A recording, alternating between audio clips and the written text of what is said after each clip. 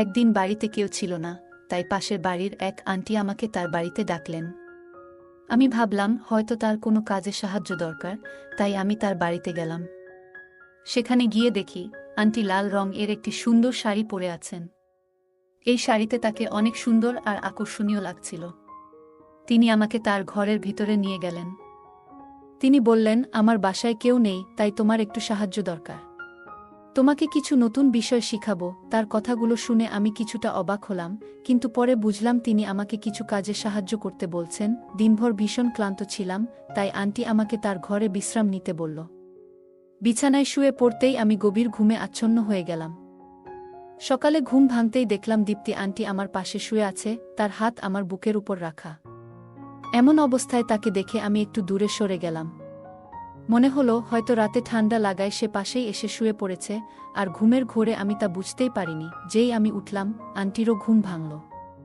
তখন আমি তাকে বললাম, দীপ্তি আন্টি, তুমি আমার পাশে কেন শুয়েছিলে? দীপ্তি আন্টি জবাব দিল, আমি আসলে বাইরে সোফায় শুয়েছিলাম, কিন্তু রাতে খুব ঠান্ডা লাগছিল, তাই তোমার পাশে এসে শুয়ে পড়েছি। এই বলে আন্টি আমাকে, আমাদের নতুন বাড়ির নির্মাণ প্রায় শেষ হয়ে আসছিল, তাই আমি প্রায়ই সেটি দেখতে যেতাম। নতুন বাড়িটি আমাদের মূল বাড়ি থেকে প্রায় 15 কিলো দূরে ছিল। একদিন সেখানে কাজ দেখতে গিয়েছিলাম, তখন পাশের বাড়ির একজন আন্টি প্রায়ই আমাকে চা বা পানি খাওয়ার জন্য ডাকতেন। তার এই আন্তরিক আমন্ত্রণে একদিন আমি তার বাড়িতে গেলাম। সেই দিন তিনি আমার সাথে অনেক কথা বললেন এবং কিছু নতুন বিষয় আমার সাথে শেয়ার করলেন। পাশের বাড়ির আন্টি বেশ আত্মবিশ্বাসী ভঙ্গিতে কথা বলছিলেন এবং তার শাড়ি কিছুটা ভিন্নভাবে পরা ছিল। বাড়িতে ঢোকার পর তিনি আমাকে চা খাওয়ার জন্য জিজ্ঞেস করলেন। আমি বললাম, আমি চা খাই না, কিন্তু তিনি জোর দিয়েই চা বানিয়ে দিলেন। যখন তিনি আমাকে চা দিলেন, তখন তার হাত আমার হাতে হালকা করে স্পর্শ করল। সেই মুহূর্তে আমি কিছুটা অদ্ভুত কিছু অনুভব করলাম, তবে আমি তখনও বিষয়টিকে মজা হিসেবেই নিয়েছিলাম। এরপর তিনি বললেন, আজ তুমি ঠিক সময়ে এসেছ। বাসায় কেউ নেই, আমার একটু সাহায্য দরকার। আমি ভাবলাম হয়তো কোনো কাজের সহায়তা দরকার, কিন্তু পরে তিনি আমাকে তার ঘরের দিকে নিয়ে গেলেন। আমি কখনো ভাবিনি যে সেদিন এমন কিছু ঘটতে পারে। বন্ধুরা, আজকের গল্পটা অনেক বেশি স্পেশাল, তাই সবাই রেডি হয়ে যাও, কেউ মিস করো না। আর দয়া করে গল্পগুলো ভালো লাগলে ভিডিওটি লাইক, শেয়ার এবং চ্যানেলটি সাবস্ক্রাইব করো প্লিজ। আমি অরিন্দম, বয়স 22 বছর। আমাদের পরিবারের আর্থিক অবস্থা খুব ভালো ছিল না, তবে কঠোর পরিশ্রম করে আমি বেশ কিছু টাকা সঞ্চয় করতে পেরেছিলাম। আমার স্বপ্ন ছিল বাবা মাকে ছোট বাড়ি থেকে বের করে বড় একটি বাড়িতে নিয়ে আসার। আমাদের নতুন বাড়ির নির্মাণ প্রায় শেষ হয়ে আসছিল, তাই আমি প্রায়ই সেখানে যেতাম। একদিন আমি লক্ষ্য করলাম সামনের বাড়ির একজন 32 বছরের মহিলা আমাকে দেখছেন। আমি আমার কাজে ব্যস্ত থাকতাম, তবে যখনই তাকাতাম দেখতাম তিনি আমাকে গভীরভাবে দেখছেন। একদিন তিনি হাতের ইশারায় আমাকে ডাকলেন। আমি তার কাছে গেলে তিনি হেসে বললেন, কি, নতুন বাড়িতে কবে উঠছ? তোমাদের বাড়ির কাজ কবে শেষ হবে? এভাবে আমাদের আলাপ শুরু হলো। তার নাম ছিল দীপ্তি। আমি প্রথমে তাকে আন্টি বলে সম্বোধন করেছিলাম। দীপ্তি আন্টি আমাকে প্রায়ই দেখতেন। তার বাড়ি আমাদের নতুন বাড়ির সামনেই ছিল, তবে খুবই সাধারণ একটা বাড়ি ছিল। তিনি সাধারণ জীবনযাপন করতেন এবং সবসময় শাড়ি পরতেন, যা তাকে আরও আকর্ষণীয় করে তুলত। যেহেতু কিছুদিন পর আমরাও ওই এলাকায় বসবাস করব, তাই মাঝে মধ্যে তার সাথে কথা হতো, তবে এর বেশি কিছুতে আমার আগ্রহ ছিল না। আমি 22 বছর বয়সী একজন তরুণ, আর দীপ্তি একজন 32 বছরের মহিলা। একদিন যখন আমাদের নতুন বাড়ির নির্মাণ কাজ চলছিল, আমি সেখানেই একটি চেয়ারে বসেছিলাম। ঠিক তখনই দীপ্তি আন্টি সন্ধ্যায় আমার জন্য 1 কাপ চা নিয়ে আসলেন। তিনি বললেন, সকালে থেকে দেখছি তুমি খুব মনোযোগ দিয়ে তোমার বাড়ির কাজ দেখছ। দীপ্তি আন্টির এই আন্তরিক আচরণে আমি মুগ্ধ হলাম, কারণ এমন ভালো প্রতিবেশী আমাদেরও প্রয়োজন ছিল। তার কথাবার্তা অনেক সুন্দর ছিল। আমার বাবা মা অনেক কঠিন সময় পার করেছেন এবং অনেক পরিশ্রম করে আমাকে পড়াশোনা করিয়েছেন। আমাদের পরিবারে আমি, আমার বাবা মা এবং আমার 15 বছর বয়সী ছোট ভাই ছিল। সম্প্রতি আমি আমার ছোট ভাইকে অন্য শহরের একটি কলেজে ভর্তি করিয়েছি এবং সে এখন সেখানে পড়াশোনা করছে। নতুন বাড়ির নির্মাণের বিষয়ে বাড়ির কারোই সঠিক ধারণা ছিল না। আমার পড়াশোনা শেষ হওয়ার পরপরই আমি একটি চাকরি শুরু করি। কিছু মাস চাকরি করার পর আমি নিজের ব্যবসা শুরু করি। অল্প সময়েই সেই ব্যবসায় ভালো লাভ হয়, যার কারণে আমি আজ এই বাড়িটি নির্মাণ করাতে সক্ষম হয়েছি। আমি আমার বাবা মায়ের জন্য খুবই খুশি ছিলাম, কারণ তারা অনেক কিছু সহ্য করেছেন আর আমার ভাইও ভালোভাবে পড়াশোনা করছিল। মাঝে মধ্যে আমি তার হোস্টেলে গিয়ে দেখা করতাম। একদিন আমি বাড়ির নির্মাণ কাজ দেখতে গেলাম, যাতে সব ঠিকঠাক চলছে কিনা তা নিশ্চিত করতে পারি। আমি যখন আমাদের নতুন বাড়ির নির্মাণ কাজ দেখতে গেলাম, তখন বুঝলাম কিছু জিনিস যা আমি বিদেশ থেকে অর্ডার করেছিলাম সেগুলো আসতে দেরি হচ্ছে, তাই বাড়ির কাজ শেষ হতে আরও কিছুটা সময় লাগবে। কাজের পরিস্থিতি দেখে আমি বাড়ি ফিরে যাওয়ার জন্য প্রস্তুতি নিচ্ছিলাম। তখন হঠাৎ লক্ষ্য করলাম আন্টি তার বাড়ির দরজায় দাঁড়িয়ে আমাকে দেখছেন। জানি না কেন তিনি সবসময় আমার দিকে অপলক দৃষ্টিতে তাকিয়ে থাকেন। যখন আমার চোখ তার দিকে পড়ল, তার দৃষ্টিতে যেন কিছুটা ভিন্নতা অনুভব করলাম। তার চেহারায় এমন কিছু ছিল যা আমার কাছে নতুন লাগছিল, কারণ আগে তাকে এমনভাবে দেখিনি। সে আমাকে হাত নাড়িয়ে ইশারা করল, আমিও তাকে হাত নাড়িয়ে সাড়া দিলাম এবং সেখান থেকে বেরিয়ে এলাম। দীপতি আন্টির এই আচরণে আমি কিছুটা অবাক হলাম, কারণ আমাদের মধ্যে খুব বেশি আলাপ পরিচয় ছিল না, তবুও তিনি এমনভাবে আচরণ করছিলেন যা আমার কাছে কিছুটা অদ্ভুত লাগছিল। মনে হচ্ছিল তিনি আমাকে অনেক আগে থেকেই চিনেন। আমি যখনই নতুন বাড়ির নির্মাণস্থলে যেতাম, দীপ্তি আন্টি আমার সাথে কথা না বলে থাকতে পারতেন না। প্রতিবারই তিনি আমাকে চা বা নাস্তার জন্য ডাকতেন, তবে আমি সবসময় কোনো না কোনো অজুহাতে তাকে এড়িয়ে যেতাম। কয়েকদিন পর একদিন আমি আবার বাড়ির কাজ দেখতে বেরোলাম, তখন হঠাৎ করে প্রবল বৃষ্টি শুরু হলো। বৃষ্টি এতটাই জোরে হচ্ছিল যে গাড়ি চালাতে সামনের কিছুই দেখতে পাচ্ছিলাম না। ধীরে ধীরে যখন আমি বাড়ির কাছে পৌঁছালাম, তখন দেখলাম একটি ভয়ানক দৃশ্য। বাড়ির একটি দেওয়াল বৃষ্টির পানিতে ধসে পড়ে গেছে। নির্মাণ কাজ এখনও অসমাপ্ত ছিল, তাই বৃষ্টির তীব্রতা সেই কাঁচা কাজটি সহ্য করতে পারেনি। এই ক্ষতি দেখে আমি খুবই হতাশ হয়ে পড়লাম। বৃষ্টির কারণে সেই সময়ের সব শ্রমিকও চলে গিয়েছিল। আমি কোনো আশ্রয় খুঁজতে বাড়ির একটি অংশের পেছনে দাঁড়ালাম। বৃষ্টি এতটাই তীব্র ছিল যে বাড়ি ফেরার জন্য অপেক্ষা করা ছাড়া আর কোনো উপায় ছিল না। অনেকক্ষণ অপেক্ষা করেও বৃষ্টি কমছিল না এবং আমি বুঝতে পারছিলাম না কি করব। তখন বাড়িতে ফোন দেওয়ার চেষ্টা করলাম, কিন্তু নেটওয়ার্ক সমস্যার কারণে ফোন লাগছিল না। কিছুক্ষণ পরে হঠাৎ দেখি দীপ্তি আন্টি সামনের দিক থেকে ছাতা হাতে আমার দিকে আসছেন। সন্ধ্যা নেমে এসেছিল আর বৃষ্টির কারণে চারপাশ অন্ধকার ছিল। আন্টি এই হঠাৎ উপস্থিতি আমাকে কিছুটা অবাক করল। আন্টি একটি হাতে ছাতা এবং অন্য হাতে টর্চ নিয়ে ধীরে ধীরে আমার দিকে আসছিলেন। টর্চের আলো আমি তাকে স্পষ্টভাবে দেখতে পেলাম। সেই মৃদু আলোতে আন্টি একেবারেই আলাদা লাগছিল। সাধারণত তাকে শাড়িতে দেখতাম, কিন্তু আজ তিনি আধুনিক পোশাকে ছিলেন এবং তার ঠোঁটে লাল লিপস্টিক ঝলমল করছিল। এই নতুন রূপে তাকে আগে কখনো দেখিনি এবং তার দিকে তাকিয়ে আমি বিস্ময়ে তাকিয়ে রইলাম। ছাতাটি ছোট হওয়ায় তার শরীর কিছুটা ভিজে গিয়েছিল, আর সেই ভেজা অবস্থা তাকে আরও আকর্ষণীয় করে তুলেছিল। তাকে দেখে আমার দৃষ্টি বদলে যেতে থাকল। এত সুন্দর কাউকে আমি আগে কখনো দেখিনি। আন্টি এসে আমার হাত ধরলেন এবং কিছু না বলেই আমাকে তার বাড়ির দিকে নিয়ে যেতে লাগলেন। আমি কিছু না বলে তার পেছনে পেছনে চলতে থাকলাম। তিনি সামনে ছিলেন আর আমি পেছনে। তার প্রতিটি ভঙ্গিমা আমাকে মুগ্ধ করছিল। আগে কখনোই কোনো নারীর প্রতি এমন অনুভূতি জন্মায়নি আমার। আজ যেন নিজের আবেগ সামলানো কঠিন হয়ে পড়ল। দীপ্তি আন্টির উপস্থিতি, তার সৌন্দর্য আর এই বৃষ্টি, সবকিছু একসঙ্গে মিলে আমার মনে অদ্ভুত একটা প্রভাব ফেলছিল। ঠিক তখনই দীপ্তি আন্টি হঠাৎ আমার দিকে তাকিয়ে বললেন, অরিন্দম, বৃষ্টির মধ্যে এভাবে কি করছো তুমি? এমন মুষলধারে বৃষ্টি হচ্ছে, এখানে থেমে থাকাটা কি ঠিক? আমি দীপ্তি আন্টিকে বললাম, আমি আসলে বৃষ্টি কমার অপেক্ষা করছি, কারণ বাড়ি ফিরে যেতে অনেক দেরি হয়ে যাবে।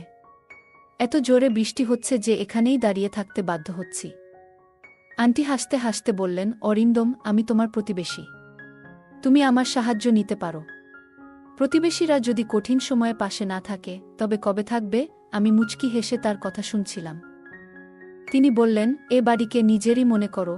কথা বলতে বলতে আমি নিচের দিকে তাকিয়েছিলাম, তবে যখন তার দিকে তাকালাম, তার রূপ দেখে আমার মধ্যে অদ্ভুত অনুভূতি হল। দীপ্তি আন্টির সৌন্দর্য আমাকে মুগ্ধ করছিল। তবে আমি নিজেকে সামলে নিলাম, কারণ জানতাম আন্টির বিয়ে হয়েছে।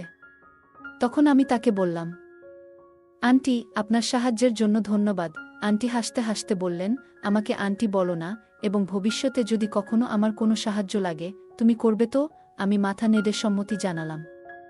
বৃষ্টিতে ভিজে গিয়েছিলাম আর ঠান্ডায় কাঁপছিলাম। দীপ্তি তখন আমার দিকে এগিয়ে এসে আমার শার্ট খুলে দেওয়ার চেষ্টা করলেন এবং তার স্পর্শে আমার শরীরের মধ্যে এক অদ্ভুত অনুভূতি জেগে উঠল। সেই মুহূর্তটি আমাকে অবাক করছিল, তবে আমি নিজেকে নিয়ন্ত্রণে রাখার চেষ্টা করছিলাম। আমি তখন বেশ দোটানায় পড়ে গিয়েছিলাম, বুঝে উঠতে পারছিলাম না ঠিক কী করব। দীপ্তি আন্টির আচরণ কিছুটা অপ্রত্যাশিত মনে হচ্ছিল, বিশেষত তার স্পর্শে যেন একটা অদ্ভুত অনুভূতি হচ্ছিল। তবে আমি নিজেকে সামলে নিয়ে শান্তভাবে বললাম, আন্টি, দয়া করে একটু থামুন। আমার প্রশ্ন তোলার পর দীপ্তি আন্টি হেসে বললেন, অরিন্দম, কোনো চিন্তা করো না। তোমার জামাটা পুরো ভিজে গেছে, ঠান্ডা লেগে যেতে পারে। আমি তোমাকে আমার স্বামীর একটা শার্ট এনে দিচ্ছি, সেটা পরে নাও।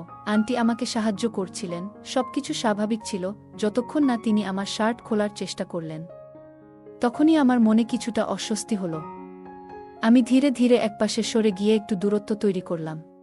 তিনি এরপর আরও কয়েকটা শার্ট নিয়ে এলেন, কিন্তু সেগুলোর কোনোটাই আমার গায়ে ঠিকমতো ফিট হচ্ছিল না। তখন আমি বিনয়ের সঙ্গে বললাম, আচ্ছা, আপনার কাছে যদি কোনো কাঁথা বা কম্বল থাকে সেটা দিলেই হবে। আন্টি আমাকে একটি কাঁথা এনে দিলেন এবং আমি সেটি নিয়ে তার বাড়ির সোফায় বসে পড়লাম। ঘড়ির দিকে তাকিয়ে দেখি রাত 11টা বেজে গেছে। বাড়ি ফেরার অনেক দেরি হয়ে গেছে। কিছুক্ষণ পর দীপ্তি আন্টি গরম স্যুপ নিয়ে এসে বললেন, অরিন্দম, এই স্যুপটা খেয়ে নাও, তোমার ভালো লাগবে। আমি তার হাত থেকে স্যুপ নিয়ে খেতে শুরু করলাম। মনিকার আতিথেয়তা আমার বেশ ভালো লাগছিল, আর স্যুপটা বেশ মজার ছিল। আমি সত্যিই জানতাম না যে প্রতিবেশী এতটা ভালো হতে পারেন। স্যুপ খেয়ে কিছুটা স্বস্তি অনুভব করছিলাম, কারণ তখন একটু ক্ষুধাও লেগেছিল। স্যুপ খাওয়ার সময় আন্টি আমার সামনে বসেছিলেন, আর আমার মন বারবার তার দিকে চলে যাচ্ছিল। তার সৌন্দর্য আমাকে একদম মুগ্ধ করে ফেলেছিল। এই সময়ে দীপ্তি বললেন, অরিন্দম, এখন তোমার বাড়ি যেতে অনেক দেরি হয়ে যাবে, তাই আজ রাতটা এখানেই থেকে যাও। আর কোনো চিন্তা করো না, আমি তোমার পুরো খেয়াল রাখব। দীপ্তি আন্টির প্রতিটি কথা আমার মনে মধুর মতো লাগছিল, কারণ তার কণ্ঠ ছিল এতটাই মিষ্টি। তাকে দেখে আমার মনে হচ্ছিল, যদি আমার স্ত্রীও এমনই হতেন। আমি বিয়ে করলে এমনি একজনকেই বিয়ে করব। এসব আমি মনে মনে ভাবছিলাম। আমি যখন নানা চিন্তায় ডুবেছিলাম, তখন দীপ্তি আন্টি আমার কাছে এসে দাঁড়ালেন। তিনি এক হাতে আমার কাঁধে আলতো করে স্পর্শ করলেন এবং অন্য হাতে আমার ভেজা চুলে হাত বুলিয়ে বললেন, তোমার চুলও বেশ ভিজে গেছে। তারপর চুলের পানি মুছে দিতে শুরু করলেন। তার আচরণ তখন বেশ স্বস্তিদায়ক লাগছিল, কিন্তু আমার মন একদিকে মনে করাচ্ছিল, তিনি একজন বিবাহিত মানুষ এবং আমাকে সাহায্য করছেন, তাই আমি এর কোনো ভিন্ন অর্থ বের করা ঠিক হবে না। আমি তার সাথে সম্মানের সাথে কথা বলছিলাম।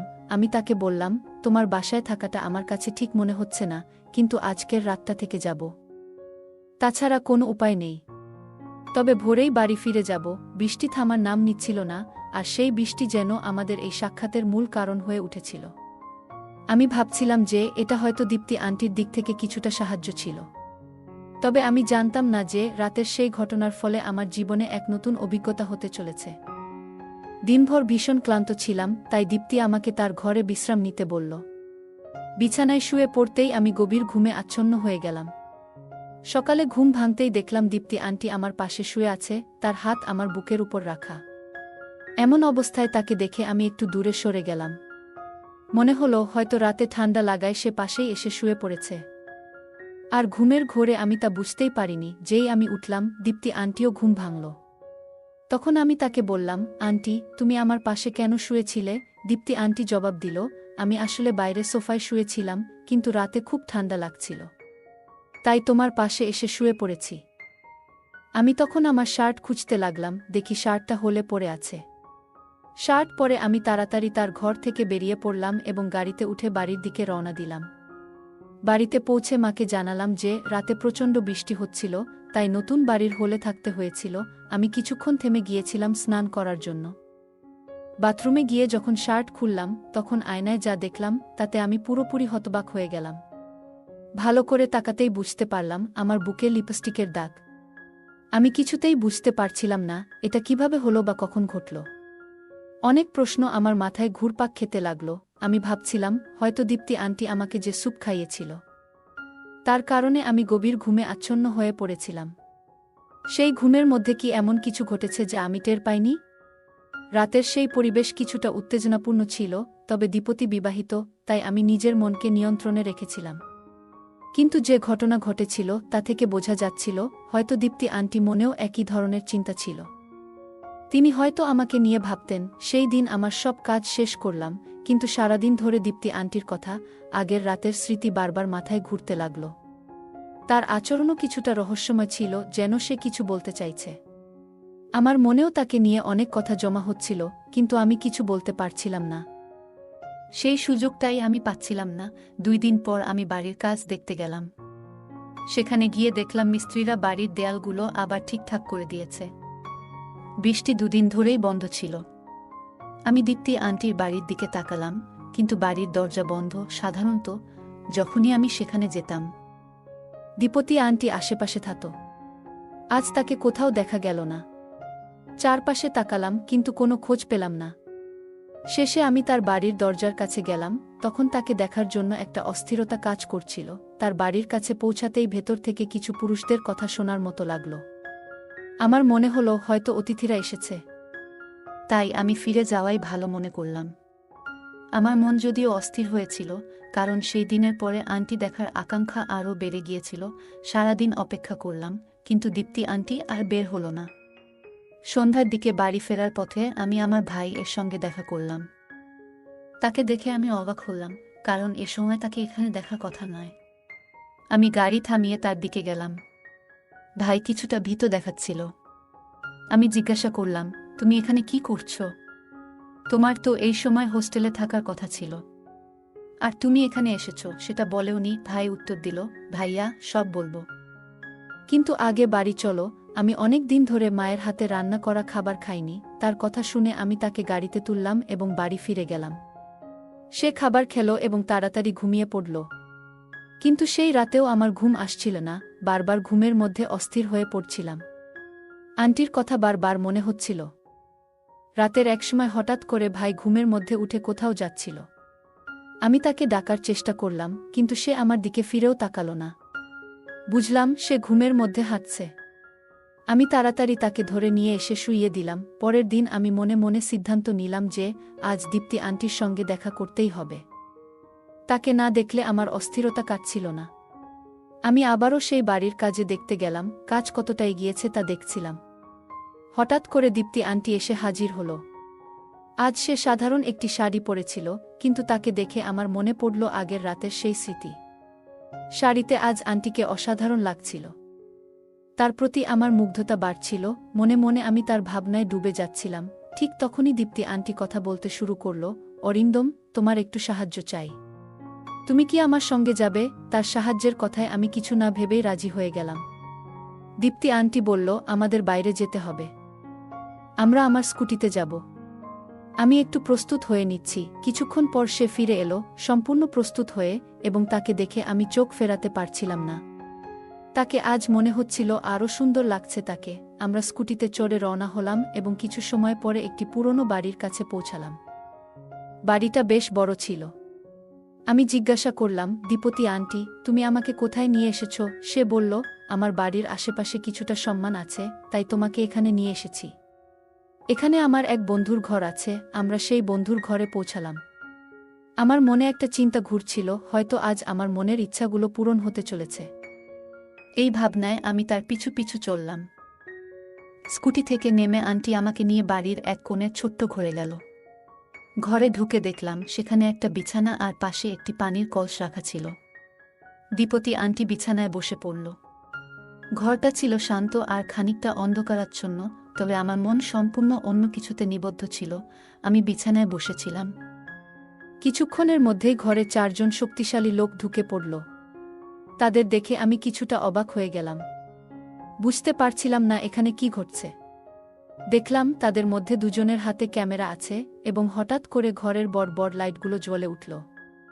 আমি দীপ্তি আন্টিকে জিজ্ঞাসা করলাম, দীপ্তি আন্টি, এটা কি হচ্ছে? কিন্তু সে কোনো কথা বলার জন্য প্রস্তুত ছিল না। মুখে স্কার্ফ বাঁধা ছিল তার। আমি তার কাছে জানতে চাইতেই একটি ভারী মহিলার প্রবেশ হলো ঘরে। সে এসে আমার পাশে বসল। একদিকে ছিল আন্টি, আর অন্যদিকে সেই মহিলা। আমি জোরে চিৎকার করে বললাম, এখানে কি চলছে? তখন সেই 4 জনের একজন বলল, তুমি যতই চিৎকার করো, এই ঘর থেকে কোনো শব্দ বাইরে যাবে না। এটা শুনেই আমি বুঝতে পারলাম আমার সঙ্গে কিছু ভয়ঙ্কর কিছু ঘটতে চলেছে। তখনই তাদের একজন একটি বড় ছুরি বের করল এবং তা আমার দিকে এগিয়ে ধরল। আমি প্রচণ্ড ভয়ে কাঁপতে লাগলাম। সে বলল, এখন তোমাকে আমাদের নির্দেশ মতো কাজ করতে হবে, না হলে তোমার জীবন বিপন্ন হবে। আমি ভয়ে দিশেহারা হয়ে পড়েছিলাম। তখনই বুঝলাম আমি এক ভুল জায়গায় এসে পড়েছি এবং দীপ্তি আন্টির উপর ভরসা করে আমি নিজেকে একটি ভয়াবহ পরিস্থিতিতে ফেলে দিয়েছি। আমি বুঝতে পারছিলাম যে দীপ্তি আন্টির প্রকৃত অভিপ্রায় অন্য কিছু। সেই মহিলা এবং আন্টি আমার সাথে অদ্ভুত আচরণ করতে লাগলেন, আর ক্যামেরা হাতে থাকা লোকগুলো সেই মুহূর্তগুলো বন্দি করতে শুরু করল। তখনই আমার মনে হলো আমি একটা ফাঁদে আটকে গেছি। ঠিক সেই মুহূর্তে কেউ বাইরে থেকে দরজায় জোরে ধাক্কা দিল। দরজা খোলেনি, তাই সেটি ভেঙে ফেলা হলো। পুলিশ ঘরে ঢুকতেই দীপ্তি আন্টি ভয়ে থরথর করতে লাগল। পুলিশ এসে সেই লোকগুলোকে গ্রেপ্তার করল। তারা আসলে একটি চক্রের সদস্য ছিল, যারা নারীদের ফাঁদে ফেলে তরুণদের থেকে অর্থ আদায় করত। দীপ্তি আন্টি আগেও এমন অনেক কাজ করেছে, আর আমার ছোট ভাই ও এই প্রতারণার শিকার হয়েছিল। এই কারণেই আমরা দীপ্তি আন্টিকে ধরার জন্য পরিকল্পনা করেছিলাম। আমার ভাই আমাকে সবকিছু খুলে বলেছিল, কিভাবে আন্টি তাকে ফাঁদে ফেলেছিল। সে হোস্টেল থেকে ফেরার পথে দীপ্তি আন্টির সঙ্গে পরিচিত হয়েছিল এবং ধীরে ধীরে প্রতারণার শিকার হয়। আসলে দীপ্তি আন্টির আসল নাম দীপ্তি নয়। সে এবং তার দল যুবকদের ফাঁদে ফেলে তাদের কাছ থেকে টাকা আদায় করত। আমি পুরো বিষয়টি পুলিশকে জানাই এবং পুলিশ আমাদের সাহায্যে এই চক্রটিকে ধরার জন্য একটি পরিকল্পনা তৈরি করে। দীপ্তি আমার ভাই এর সঙ্গেও এমন একটি ভিডিও ধারণ করেছিল এবং তার কাছ থেকে প্রচুর টাকা দাবি করেছিল। আমার ভাই কিছু টাকা দিয়েছিল, কিন্তু তারা তাতে সন্তুষ্ট হয়নি। তারা আমার ভাইকে ব্ল্যাকমেইল করতে থাকে এবং আরও অর্থ আদায়ের চেষ্টা করছিল। আমার ভাই এ ঘটনা আমাকে গভীরভাবে নাড়া দিয়েছিল। রাতের বেলা যখন আমি আমার ভাইকে বাড়িতে নিয়ে এসেছিলাম, তখন দেখলাম সে এক কোণে বসে কাঁদছে। আমি তাকে সান্ত্বনা দিয়ে সব কথা জিজ্ঞাসা করলাম। অনেক সাহস সঞ্চয় করে সে আমাকে পুরো ঘটনা জানালো। তার সেই সাহসের কারণেই আমি দীপ্তি এই প্রতারণামূলক চক্রের পর্দা ফাঁস করতে পেরেছিলাম। আমাদের বাড়ির সামনে যে বাড়িটা দীপ্তি ভাড়া নিয়েছিল, সেটাও সে ভুয়া পরিচয় ব্যবহার করে ভাড়া নিয়েছিল। আমার ভাই এই ঘটনাটি তার জীবনে বড়সড় মানসিক আঘাত হেনেছে, যার জন্য সে ডিপ্রেশনে চলে গিয়েছিল। তাকে সুস্থ করতে অনেক সময় লেগেছিল। দীপতি এবং তার চক্রকে আমি আইনের আওতায় এনে ভালোভাবে শাস্তি দিতে পেরেছিলাম। সময়মতো সত্যটা জানতে পারায় আমি আমার ভাইকে এই ভয়ঙ্কর পরিস্থিতি থেকে উদ্ধার করতে সক্ষম হয়েছিলাম। নইলে তার জীবনে কি ঘটতে পারত তা ভাবতেই ভয় লাগে। দীপ্তির এই চক্র সম্পর্কে জানার পর আরও অনেক তরুণ এগিয়ে এসে তাদের অভিজ্ঞতা শেয়ার করেছিল। অনেকেই এই ধরনের প্রতারণার শিকার হয়েছিল। বন্ধুরা, মনে রাখবেন, কারো মিষ্টি কথায় সহজেই বিশ্বাস করবেন না। অজানা লোকের উপর তাড়াতাড়ি বিশ্বাস করা বিপজ্জনক হতে পারে। আপনার সরলতার সুযোগ নিতে কিছু লোক সর্বদা প্রস্তুত থাকে। তাই সজাগ থাকুন, যাতে আপনার জীবনে অরিন্দমের মতো পরিস্থিতি না আসে। বন্ধুরা, যদি এই গল্পটি ভালো লেগে থাকে, তাহলে দয়া করে ভিডিওটি লাইক করুন এবং আমাদের চ্যানেলটি সাবস্ক্রাইব করুন। পাশে থাকা বেল আইকনটি প্রেস করুন, যাতে করে আমরা যখনই নতুন ভিডিও আপলোড করি, তার নোটিফিকেশন সবার আগে আপনার কাছে পৌঁছে।